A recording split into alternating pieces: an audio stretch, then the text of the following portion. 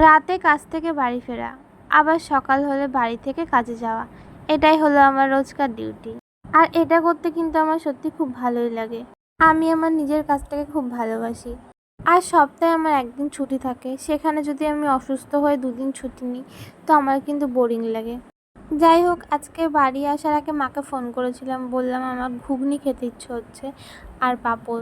বাড়িতে ঢোকার আগে ঘুগনির গন্ধ পাচ্ছিলাম, তো বুঝেই গেছি মা ঘুগনি করছে।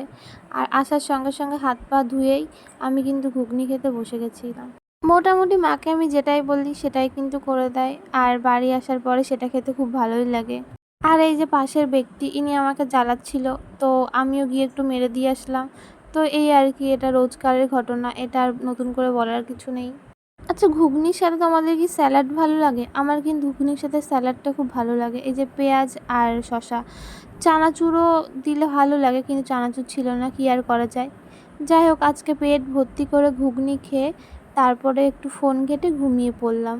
ঘুমানোর আগে এটা আমার একটু ওষুধ লাগে। আর সবাইকে গুড মর্নিং। আমি আবার সকালে একটু ব্রাশ করলাম, তো সেটার ক্লিপ নিলাম। যাই হোক, দুদিন ধরে আমি একটা ছোট্ট ব্লগ করার চেষ্টা করলাম। আর মুখ ধুয়ে দেখলাম আমার ভাই যে চলে এসছে। তো ভাই স্কুলে যাবে, তো মা একটু ভাত খাইয়ে দিচ্ছিল। আর খাওয়ার সময় কিন্তু ফোন লাগবেই, মানে এটা হচ্ছে ওর অভ্যাস। এটা কিন্তু ওর একার অভ্যাস না, প্রায় অনেক বাচ্চারই আছে যেটা খাওয়ার সময় ফোন না হলে খেতে পায় না। আর আমার ছোটবেলায় তো মা লাঠি নিয়ে বসে থাকতো খাওয়ানোর জন্য। আর আমি বাড়ি থেকে বেরিয়ে ট্রেন থেকে নেমে টোটোয় উঠে গেছি, যাচ্ছি আমার গন্তব্যস্থানে। আর বাইরে এত গরম না, মনে হচ্ছে গা হাত পা পুরো পুড়ে যাবে। যারা বাইরে কাজ করে, এই যে যারা কাকুরা ভ্যান চালায়, তাদের প্রচুর কষ্ট, দেখলেই না কেমন একটা কষ্ট হয় নিজেরই।